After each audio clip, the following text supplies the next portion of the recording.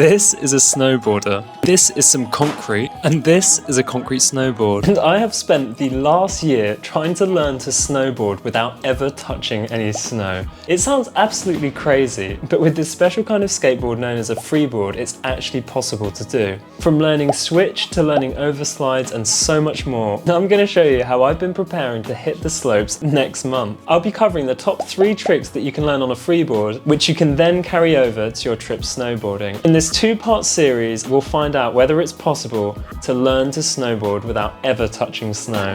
Let's go.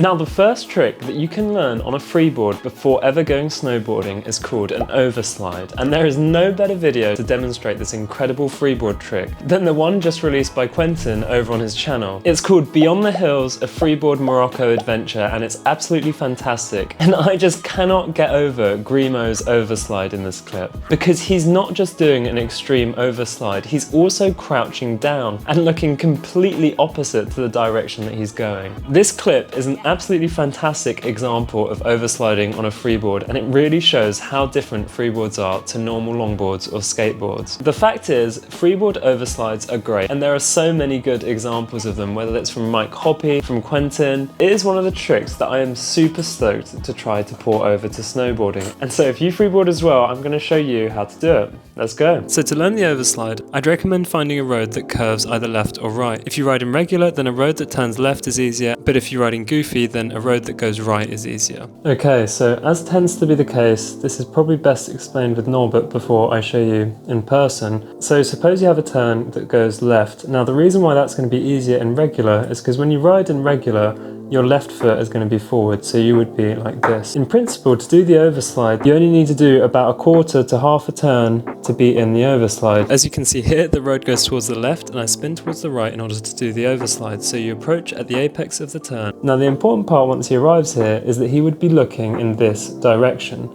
towards this point here. And you would keep your focus there as the board spins. You keep your head pointing at that direction. Obviously Norbert's not doing that because he's a solid ceramic penguin. As you can see here, I approach the turn and I'll focus my line of sight to the corner of the road. Then just stay on your toe side and try and keep your line of sight in the same direction.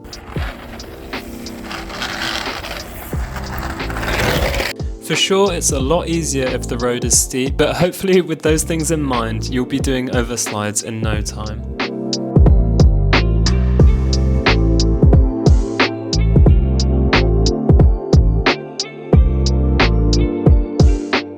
Alright, so the next trick that you have got to transfer over from freeboarding to snowboarding is riding and switch. Now I have spoken at length about how important switch riding is to riding on a freeboard, but I've recently come across a really good way to practice it. Now the reason you'd want to practice switch riding on a freeboard before going snowboarding is so that you're already able to ride and switch while riding a snowboard. I hope that I'll be able to ride and switch on a snowboard nearly straight away. And the way that I've been practicing this is actually by trying to learn center wheeling on the freeboard. So if you have a freeboard, this is another fantastic trick that you have to learn before going snowboarding. So as before, here are my top tips on how to center wheel on a freeboard. Let's go. So yeah, as we've seen, center wheeling in switch is a pretty awesome freeboard maneuver, and that's what I'm going to try and practice today. Alright, so if you're going to practice this, I'd recommend only going a tiny bit up the hill at a time and then progressing your way up to the top. Riding in switch, my best advice is to really try and lock in your front foot. At first, this is probably going to feel quite stiff on your foot, but over time it will start to feel a lot more natural.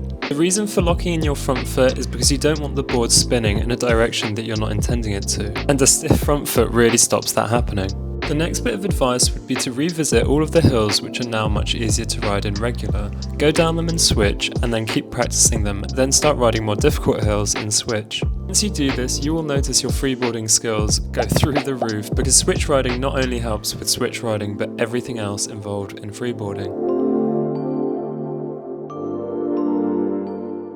Okay, so we've done overslides, riding and switch. What is the last trick that you can learn on a freeboard before going snowboarding? Now you might notice that the first time you ride your freeboard, it feels incredibly heavy. Now I realised that if I learn to do jump 360s on the freeboard, since it's so heavy, hopefully doing jump 360s on a snowboard will be much easier.